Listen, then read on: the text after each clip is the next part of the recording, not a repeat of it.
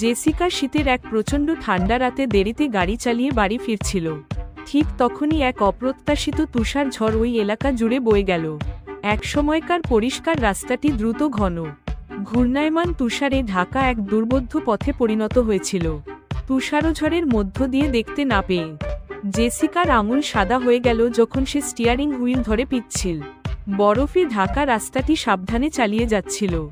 অন্ধ তুষারপাতের মধ্য দিয়ে সে হঠাৎ লক্ষ্য করল একটি গাড়ির ম্লান রূপরেখা রাস্তার পাশে তুষারপাতের মধ্যে আটকে থাকা এবং অর্ধেক চাপা পড়ে আছে।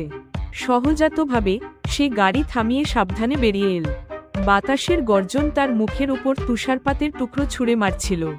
গাড়ির কাছে গিয়ে সে দেখতে পেল ভেতরে এক তরুণ দম্পতি। তাদের মুখ ফ্যাকাশে এবং উদ্বেগে ভরা। তাদের গাড়ি স্টার্ট নিতে অস্বীকৃতি জানিয়েছিল এবং তারা হিমশীতল আবহাওয়ায় আটকা পড়েছিল এবং সাহায্যের জন্য ডাকাডাকি করার কোনো উপায় ছিল না। দ্বিধা ছাড়াই জেসিকা তাদের তার উষ্ণ গাড়িতে ফিরিয়ে নিয়ে গেল, যেখানে তারা কৃতজ্ঞতার সাথে স্থির হয়ে গেল। ঠান্ডা থেকে বাঁচতে স্বস্তি পেল। জেসিকা দ্রুত রাস্তার পাশে সহায়তার জন্য ডাকল, কারণ সে জানত যে এত তীব্র পরিস্থিতিতে সাহায্য পৌঁছাতে কিছুটা সময় লাগতে পারে। তারা যখন অপেক্ষা করছিল তখন সে তাদের গ্লাভস কম্পার্টমেন্ট থেকে কিছু খাবার দিল এবং তারা চুপচাপ সেই মুহূর্তটি ভাগ করে নিল। অপ্রত্যাশিত দয়ায় সান্ত্বনা পেল।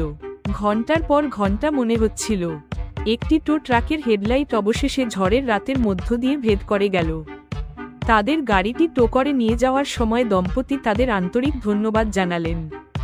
জেসিকা যখন আবার বাড়ি ফেরার পথে ফিরে এলেন তখন তিনি উষ্ণতা এবং তৃপ্তির গভীর অনুভূতি অনুভব করলেন, কারণ তিনি জানতেন যে তিনি এমন এক রাতে অভাবী কারো জন্য সেখানে ছিলেন যার শেষটা অন্যরকম হতে পারত।